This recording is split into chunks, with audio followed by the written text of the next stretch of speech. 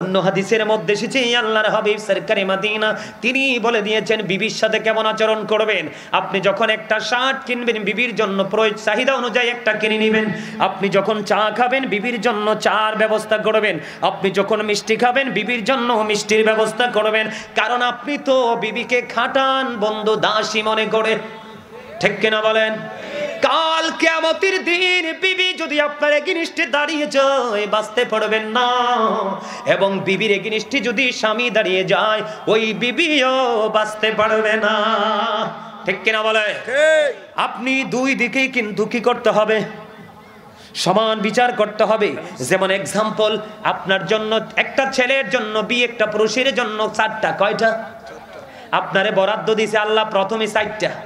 আপনি মনে মনে ভাবেন যে আমার পক্ষে চারটা কন্ট্রোল করা সম্ভব না, তাহলে তিনটা। হুজুর ঠিক কিনা বলে?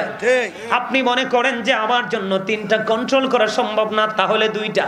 কয়টা? দুইটা।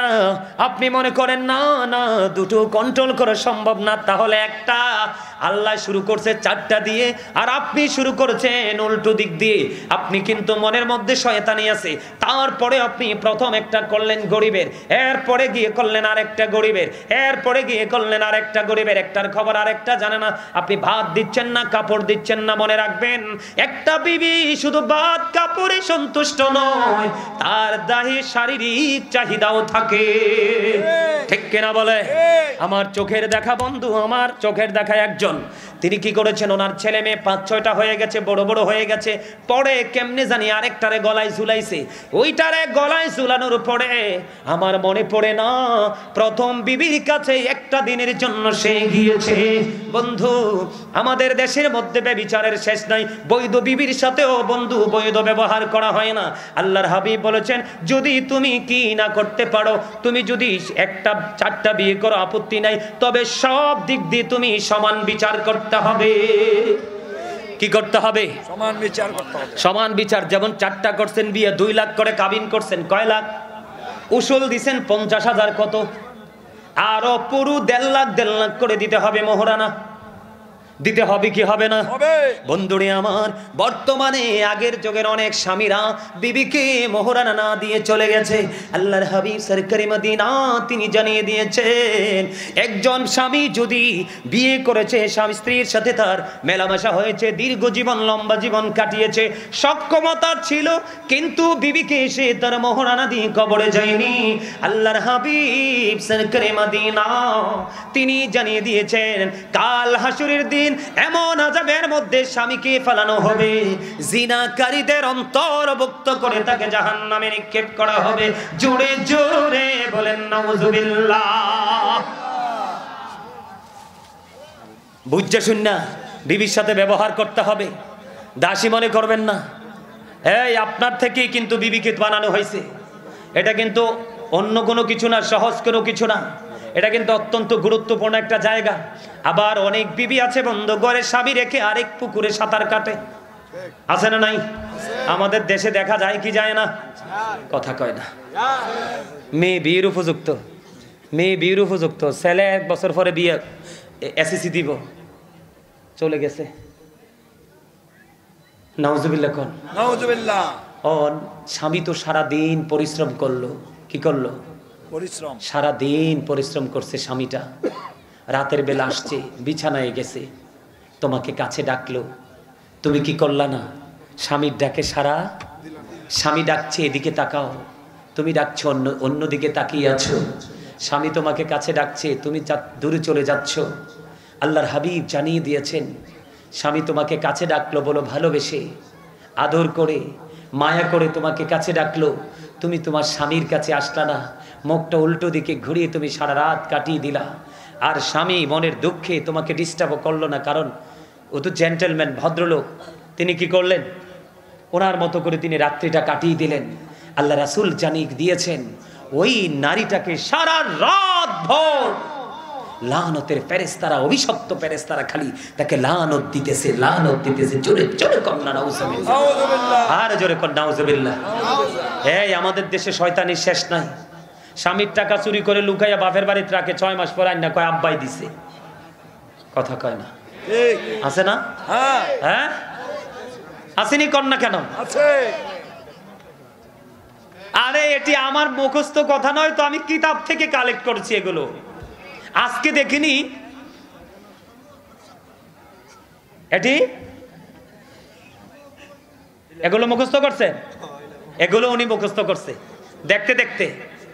এই আমার দিকে তাকান, যে বিবি তার স্বামীর কথার অনুমতি ছাড়া এই বাড়ি থেকে হে বাড়ি যাবে, একটি টাকা স্বামীর উপার্জিত টাকা তে স্বামীর কথা ছাড়া কাউকে দিবে, কথা কি বুঝতে পারছেন?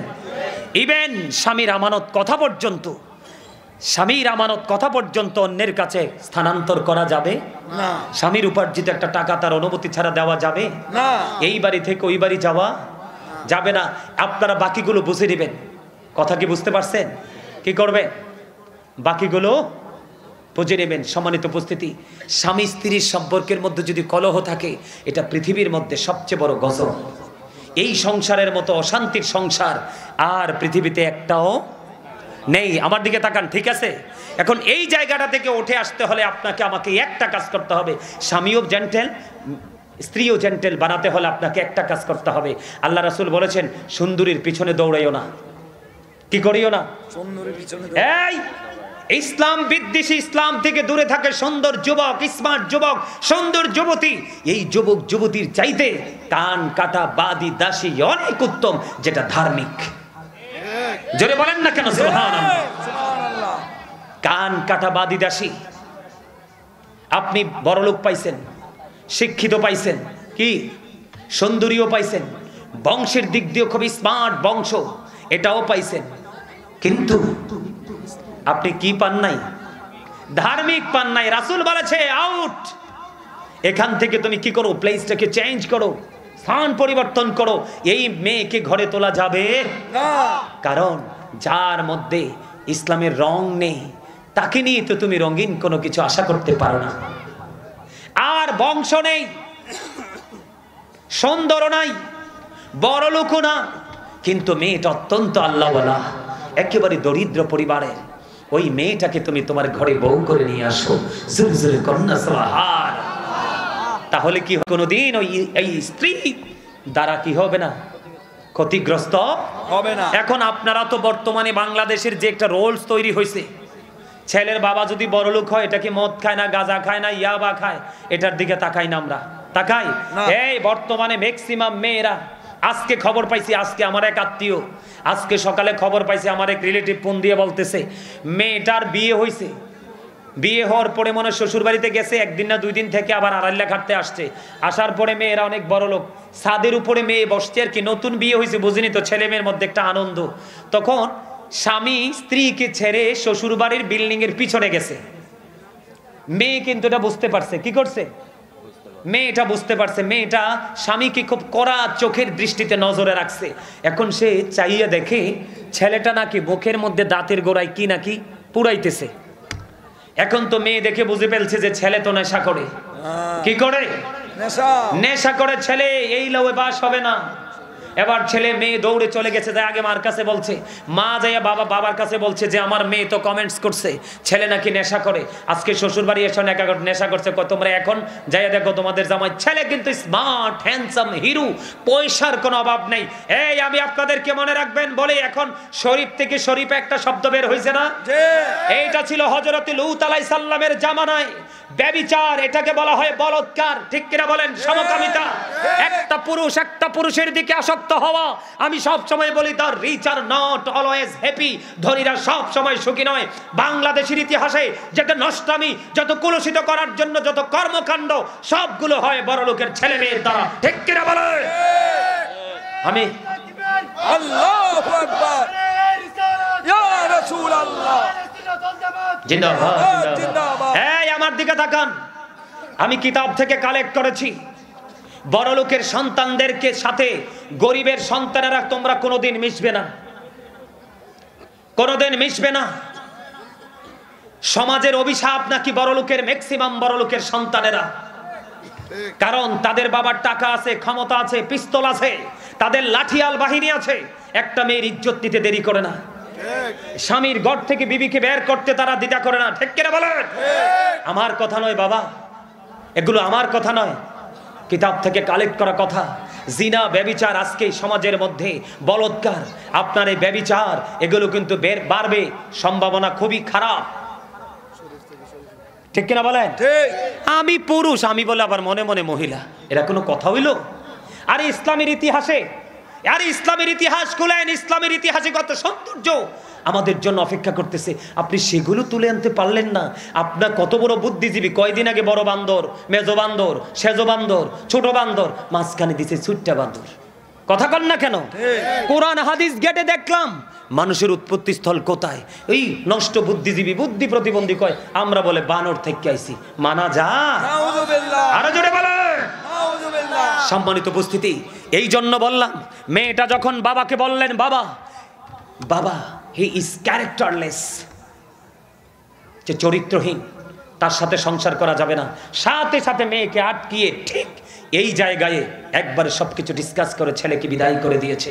সাবধান, ভদ্র মেয়েকে যদি চিরদিন স্বামীর ঘরে সুখে রাখতে চান, এখনকার যুগের ছেলেদের সম্পর্কে 1000 না প্রয়োজনে 5000 বার যাচাই করবেন। যদি বিরক্ত হয় মনে করবেন এটাতে ডিস্টার্ব। কথা বলেন না কেন? আর আমি বলি কালা মানুষ সবচেয়ে বালা। কালা মানুষ, ছেলে বলেন মেয়ে বলেন, কালা এবং শ্যামলা এদের মধ্যে কোনো কি নাই, অহংকার নাই, আত্মগরিমা নাই। আপনি শ্যামলা বউ ঘরে নিয়ে দেখেন একটা বেয়াদবি করবে না। কি আমি ভুল বলছি? আপনি কালো একটা ছেলের হাতে সুন্দর একটা মেয়েকে তুলে দেন, বিবিটাকে পুতুল বানাইয়া রাখবে। আপনি আজকে আপনাদেরকে বলে যাই, আজকে স্বামী স্ত্রী ইঁদুর বিড়ালের মতো, বিড়াল দেখলে ইঁদুরের অবস্থা কেমন হয়? জান লইয়া পালায় না? কথা কয় না কেন? কি লইয়া পালায়? এখনকার স্বামী স্ত্রী হচ্ছে ইঁদুর বিড়ালের মতো। কিসের মতো? একটার সাথে আরেকটার কোনো কি নাই, মিল নাই, একটার সাথে একটার কোনো মোহাব্বত নাই, একটার সাথে আরেকটার কোনো শ্রদ্ধা ভালোবাসা বিনিময় করা কোনোটাই নাই। এই জন্য আপনাদেরকে বলছি, আপনারা স্বামী স্ত্রী দুজনের মধ্যে নতুন প্রজন্মের কাছে একটা মধুর বন্ধনে আবদ্ধ একটা জীবন যদি আপনারা উপহার দিতে চান, তাহলে আপনাদেরকে কি করতে হবে? ছেলে এবং মেয়ে উভয়কে অসংখ্যবার যাচাই বাছাই করবেন। এই সুন্দরের দিকে তাকাবেন না, আমি আজকে বলে গেলাম, যাচাই বাছাই করে দেখবেন। আপনাদের এলাকায় দেখবেন, আমাদের এলাকায় একটা লোক আছে, নামটা বলে যাই, ওনার নাম হলো খোয়াজ আলী। কি? খোয়াজ আলী। আমার দিকে তাকান, লোকটা ছিল এরকম খাটো। তিনি সকালবেলা পাহাড়ে যাইতো, পাহাড়ে যা লাকড়ি কাটতো, এই লাকড়ি বাড়িতে এনে কাইটটা পোজা বাইন্দা ফকির বাজার আনতো, ফকির বাজার আনি বিক্রি করে তারপরে তিনি বাচ্চাদের ছেলে মেয়ে মিলাইছিল 9 জন। কয়জন?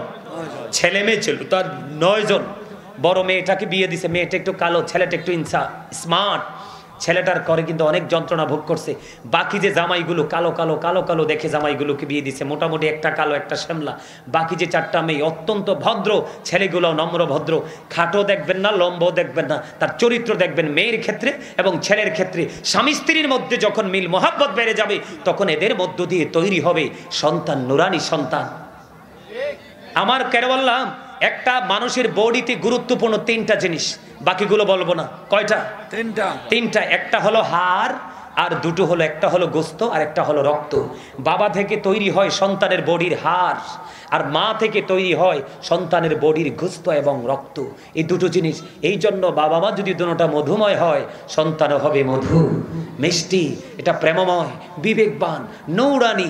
আপনার সমাজ, আপনার ফ্যামিলি, ইভেন দেশ থেকে বিদেশের গণ্ডি পর্যন্ত সে তার নূরের আলো ছড়িয়ে দিতে পারে। ঠিক কিনা বলেন? এই জন্য আপনাদেরকে এই জিনিসগুলোর দিকে লক্ষ্য রাখতে হবে। আর এই জিনিসগুলোর দিকে লক্ষ্য রাখতে হলে ছেলে মেয়ের ক্ষেত্রে আপনারা সব সময় ছেলে দেখতে যাবেন এবং মেয়ে দেখতে যাবেন, একজন দক্ষ আলেম নিয়ে যাবেন। কি নিয়ে যাবেন? আপনার মসজিদের ইমাম সাহেব হোক বা পরিচিত কোনো আলেম হোক, দক্ষ একজন আলেম নিয়ে যাবেন। তার দ্বারা ছেলে মেয়ে যাচাই বাছাই করবেন, দেখবেন সংসারে মোটামুটি সুখ ফিরে মধুর বন্ধনে আবদ্ধ হবে। আজকের সমাজ, আজকের জাতি একবারে ধ্বংস। এই দুনোটার সংসার হচ্ছে ইঁদুর বিড়ালের মতো, বাচ্চাও হচ্ছে শিয়াল কুকুরের মতো। পুরো সমাজের মধ্যে মদ খাওয়া, গাঁজা খাওয়া, নেশা করা, যত ধরনের নষ্ট কাজের উৎসাহ দেন, দেখবেন যুবকরা চলে আসবে। আর ভালো কাজের জন্য পায়ে ধৈর্য আনা যায় না, তার কারণ তাদের সমস্যাটা গোড়ায়। আর আমি আমার দিকে তাকান, এখন কি আমাদের সমাজে বিয়ে মুসলমানিতে গান বাদ্যযন্ত্র হয় কি হয় না? এটা কেন বেশি হয় জানেন? এখনকার ছেলেরা কেন এই গান বাদ্যযন্ত্রের দিকেই তারা আসক্ত? তার কারণ হলো ছেলের বাড়িতেও ঢোল বাজছে, বিয়ের দিন মেয়ের বাড়িতেও ঢোল বাজছে, দুজনে ঢোল বাজাই একত্রিত হইছে, আর বাচ্চাও এটা আইছে ঢোলের মতো হইয়া।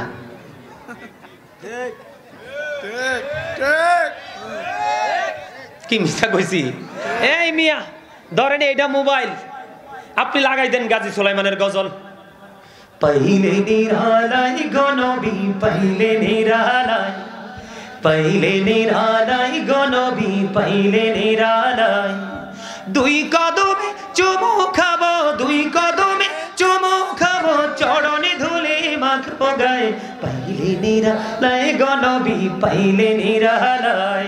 দেখবেন এটা শুনতো না, এটা শুনতো না, এবার লাগাইয়া দেন ওই যে ডিজিটাল, দেখবেন এটা বান্দরের মতো চাই থাকবো। কথা কন না কেন? আরে গজল লাগাই দিলে দেখবেন এটা এক লোক পাও খাইতো না, আর এটা গান লাগাইয়া দেন দেখবেন পেট এটা হুইটে যাবে একটু পরে, খবর নাই, কারণ এটা তুই হ্যাঁ ঢুকে গেছে। এই আমার দিকে তাকান, আমি একটু মজা করে কথাটা বললাম, এদিকে তাকান। আল্লাহ রাসূল বলেছেন the music and musical instrument will be increased, গান বাদ্যযন্ত্র বেড়ে যাবে কিয়ামতের আগে, এটা কিয়ামতের অন্যতম একটা আলামত। এই আল্লাহ রাসূল বলেছেন কিয়ামতের পূর্বক্ষণে পৃথিবীতে কিছু মানুষের চেহারাটা বিকৃত হয়ে যাবে, মাটির মধ্যে তাদেরকে গ্রথিতকরণ করা হবে। ইয়া রাসূলুল্লাহ, তারা কি তাওহীদ মানবে না?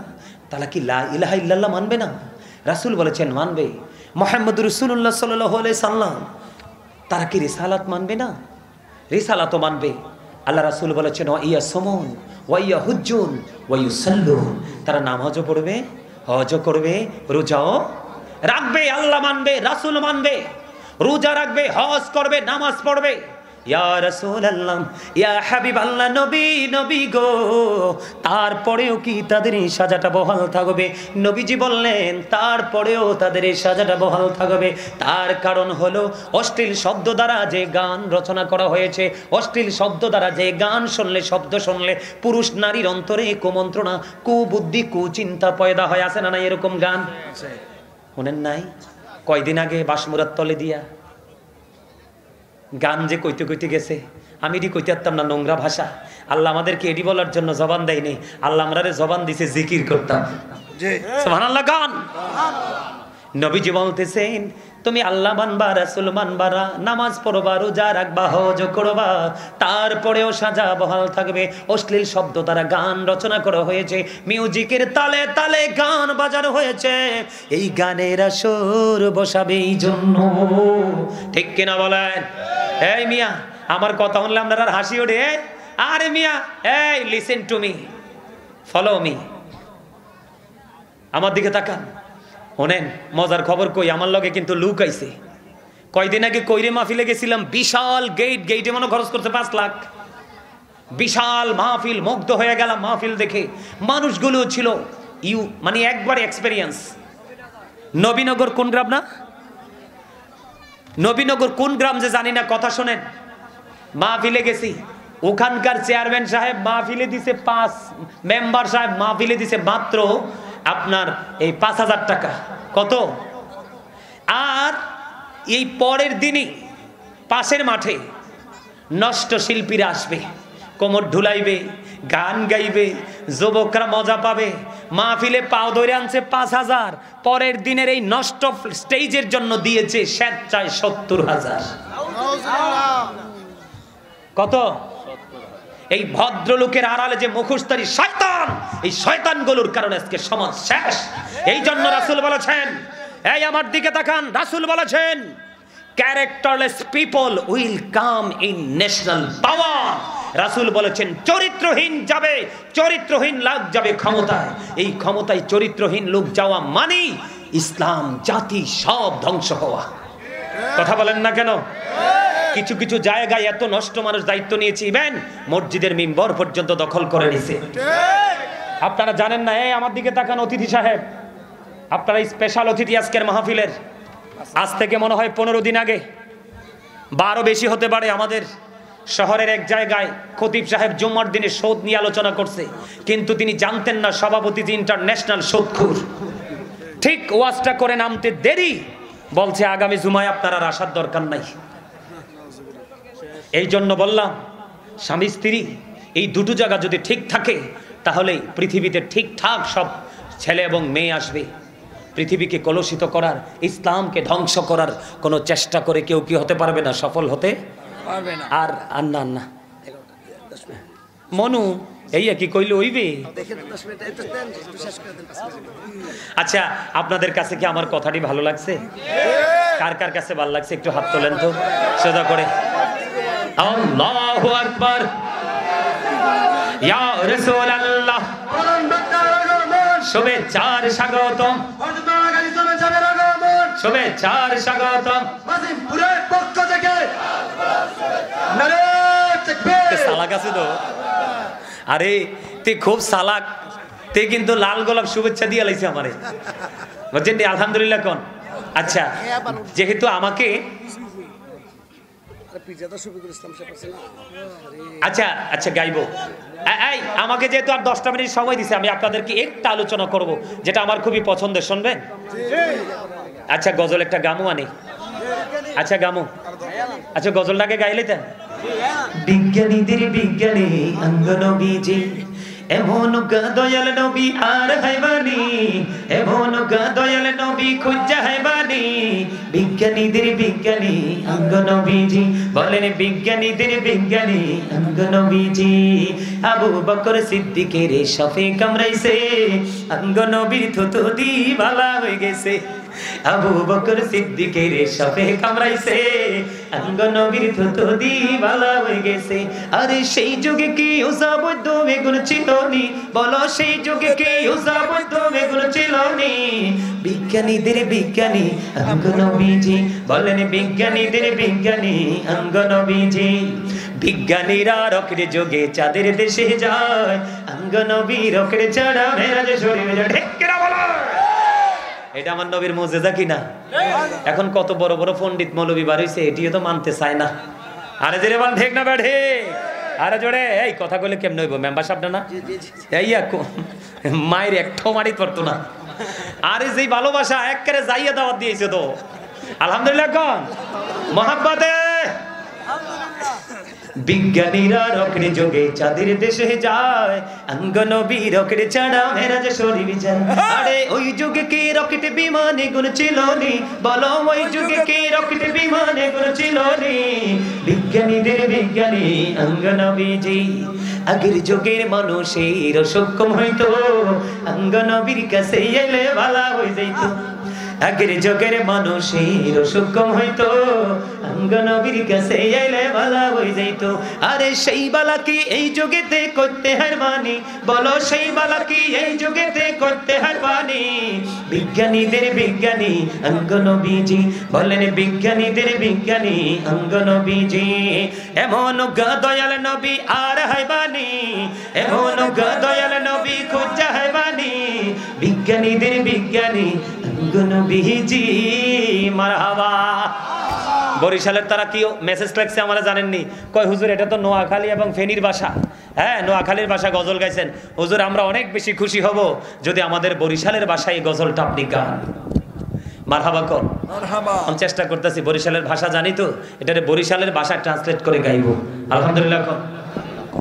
আমি কিন্তু শুরুটা করেছিলাম একভাবে, কিন্তু শেষটা করেছি অন্যভাবে। আমি আবার একটু শুরুর দিকে ফিরে যেতে চাই আপনাদেরকে নিয়ে। এই যে দুরুদ পড়া নিয়ে আমি কথা বললাম, দুরুদের ফজিলত সম্পর্কে একটু কথা বলবো। বলেন বন্ধুরে আমার, জুমার দিনে কেউ যদি প্রাণের নবীকে ভালোবাসিয়া মাত্র 80 বার যদি দুরুদ পড়তে পারো রে, 80 বছরের সগীরা গুনাহ আমার আল্লাহ মাফ করে দেয়। তাহলে যেখানে যাবেন নবীর প্রেমের দুরুদ পড়তে রাজি আছেন তো? আপনারা বলেন বন্ধুরে আমার, দাইলামি শরীফের মধ্যে এসেছে হাদিসের নবী হলেন হযরত আনাস রাদিয়াল্লাহু তাআলা আনহু। আমার নবী, আপনার নবী তো জাহানের বাদশা নবী, তিনি বন্ধ বলে দিয়েছেন, আমার দিকে তাকান, তিনি বলে দিয়েছেন কেউ যদি প্রতিদিন প্রাণের নবীকে ভালোবাসিয়া 1000 বার যদি দরুদ পড়তে পারো প্রতিদিন, মনে রাখবেন হাদিস খানে এসেছে বন্ধু দাইলামি শরীফের মধ্যে। কোথায়? দাইলামি শরীফের মধ্যে এসেছে কেউ যদি প্রতিদিন প্রাণের নবীকে ভালোবাসিয়া যদি 1000 বার যদি দরুদ পড়তে পারো রে, তাহলে জান্নাত না দেখা পর্যন্ত মরণ হবে না। তাহলে দুরূদ ছাড়বেন নি কোনোদিন? সবচেয়ে বড় ভয়ঙ্কর জায়গা ফুলছেরা। জিবরাইল আলাইহিস সালাম কথা দিয়েছে, তুমি সকাল থেকে সন্ধ্যা কোনো টাইম টেবিল নাই, পবিত্র অবস্থায় নবীর প্রেমের দুরূদ পড়তে থাকো। 30,000 বছরের রাস্তা ফুলছেরাতের ফল আমি জিবরাইল কথা দিলাম পার করে দিব। এবার আসেন জিকির। আল্লাহ বলেছেন ইয়া আইয়ুহাল্লাযীনা আমানু যিকুরুল্লাহা যিকরান কাসীরা ওয়াসাব্বিহুহু বুকরাতাও ওয়াসীলা। আল্লাহ রাব্বুল আলামিন বলেছেন ঈমানদারদেরকে ডেকে ডেকে তোমরা বেশি বেশি করে জিকির করো, সকাল থেকে সন্ধ্যা আল্লাহর পবিত্রতা ঘোষণা করো। জিকিরটা কেমন করে করব? ফাযকুরুল্লাহা কিয়ামান, দাঁড়িয়ে দাঁড়িয়ে জিকির করো, কুউদান বসে বসে জিকির করো, ওয়া আলা যুনুবিকুম শুয়ে শুয়ে জিকির করো। মাসিমপুরের আমার যুবক, আমার ভাই, আমার বাবারা, আমার মা বোনদেরকে বলবো গো, জিকির বেশি বেশি করে করবা। নবীজি বলে দিয়েছেন, নবীজি বলে দিয়েছেন প্রত্যেকটা জিনিসকে ক্লিয়ার করার একটা যন্ত্র থাকে। মানুষের মনের ঘরের ময়লা পরিষ্কার করার যন্ত্র হলো জিকির। যেরকম না সুবহানাল্লাহ। বন্ধুরে আমার, জিকির কিন্তু জবান দিয়েও করা যায়, অন্তর দিয়েও করা যায়। আল্লাহর হাবিব বলেছেন জবান এবং অন্তর দুটো মিলে যে জিকির করা হয়, ওই জিকির হলো সবচেয়ে উত্তম জিকির। আল্লাহ রাসূল বলেছেন তোমরা যখন জিকির করো এমন ভাবে জিকির করো মানুষ দেখলেই যেন তোমাদেরকে পাগল বলে। আর আমি যখন জিকির করছিলাম আপনারা মনে হইছে কোন অজানা গন্তব্যে হারিয়ে গেছেন। গাজী সাহেব কই? গাজী সাহেবের চৌকা কই? খবর একটু জিকির করতাম, করবেন? আল্লাহ রাসূল যেটাকে জান্নাতের ফল বলছে এটা বলবো। নবীজিকে নবীজি বললেন জান্নাতের বাগানে যখন আসা যাওয়া করবা তখন তোমরা ওখান থেকে জান্নাতি ফল খেও। ইয়া রাসূলুল্লাহ, জান্নাতি ফলটা কি? জিকিরটাকে করব। সুবহানাল্লাহ ওয়া বিহামদিল্লাহ লা ইলাহা ইল্লাল্লাহ, সুবহানাল্লাহ আলহামদুলিল্লাহ লা ইলাহা ইল্লাল্লাহ, লা ইলাহা ইল্লাল্লাহ, লা ইলাহা ইল্লাল্লাহ। নবী আমার নবীর ফতুল জগত করলেন ও জালা, নবী আমার নূরের ফতুল জগত করলেন ও জালা। রোজ হাসরে করবেন তিনি উম্মতের ফয়সালা, সুবহানাল্লাহ মহব্বতে ইল্লাল্লাহ, সুবহানাল্লাহ আলহামদুলিল্লাহ লা ইলাহা ইল্লাল্লাহ, লা ইলাহা ইল্লাল্লাহ, লা ইলাহা আরশি কুরসি লৌহ কলম সৃষ্টি যার ওসিলা, আরশি কুরসি লৌহ কলম সৃষ্টি যার ওসিলা। নিজে আল্লাহ খুশি হইয়া নাম রাখিলেন হাবিবুল্লাহ, সুবহানাল্লাহ লা ইলাহা ইল্লাল্লাহ, লা ইলাহা লা ইলাহা ইল্লাল্লাহ। নামের সাথে নাম মিশাইয়া যারে আল্লাহ পাঠাইলা, নামের সাথে নাম মিশাইয়া যারে আল্লাহ পাঠাইলা। নিজে আল্লাহ দোস্ত বলে তার প্রেমে মজিলা, সুবহানাল্লাহ আলহামদুলিল্লাহ সুবহানাল্লাহ আলহামদুলিল্লাহ ইল্লাল্লাহ, লা ইলাহা ইল্লাল্লাহ, লা ইলাহা শাহাদাতের বাণী ছুটে আসিলেন কমলি বলা, শাহাদাতের বাণী ছুটে আসিলেন কমলি বলা। মক্কাতে ফুটিল রবি নূরে মিন্নু বেআলা, সুবহানাল্লাহ আলহামদুলিল্লাহ লা ইলাহা ইল্লাল্লাহ, সুবহানাল্লাহ আলহামদুলিল্লাহ লা ইলাহা ইল্লাল্লাহ লা ইলাহা লা ইলাহা লা ইলাহা ইল্লাল্লাহ মুহাম্মাদুর রাসূলুল্লাহ সাল্লাল্লাহু আলাইহি ওয়াসাল্লাম। জোরে জোরে বলেন আলহামদুলিল্লাহ। সম্মানিত উপস্থিতি, বিভিন্ন দিক থেকে বিভিন্ন ভাবে কথা বলেছি, যদি কি কষ্ট পেয়ে থাকেন আল্লাহর রাস্তায় ক্ষমা করে দিবেন।